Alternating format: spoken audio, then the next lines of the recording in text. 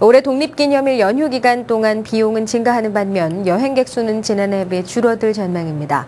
자동차협회에 따르면 독립기념일 연휴 동안 집에서 50마일 이상 떨어진 곳으로 여행을 떠나는 미국인의 수는 약 3,900만 명으로 지난해 4천만 명에 비해 2.5% 감소했습니다.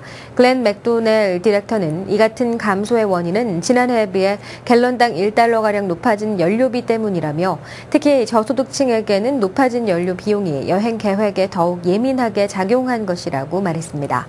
실제로 연휴 기간 동안 여행을 계획하는 가구들 중 연소득 5만 달러 이하의 가구 수는 41%에서 33%로 줄어든 반면 10만 달러 이상의 고소득층 가구들은 26%에서 35%로 늘어났습니다.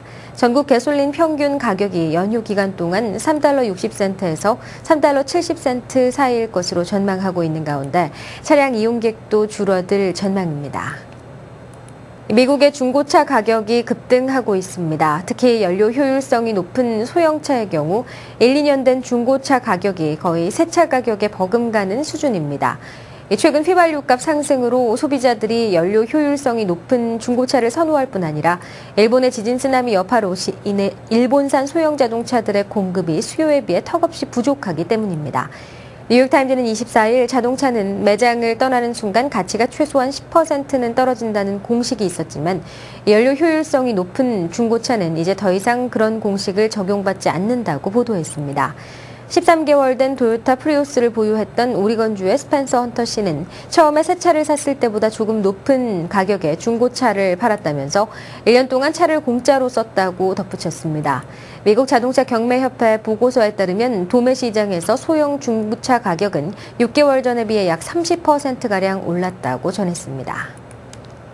한국에서의 신용불량자가 된 한인들이 미국 현지에서 신용을 회복할 수 있는 길이 열렸습니다. 신용회복위원회와 뉴욕 총영사관, 아메리카 신한은행은 23일 맨하튼 뉴욕 총영사관에서 재미동포 금융 채무 불이행자의 경제적 재기를 위한 양해각서를 체결했습니다. 이로써 오는 7월 1일부터 뉴욕 총영사관 관할 지역에 거주하는 한인들은 체류 신분에 관계없이 현지에서 신용회복 지원 제도를 이용할 수 있게 됐습니다.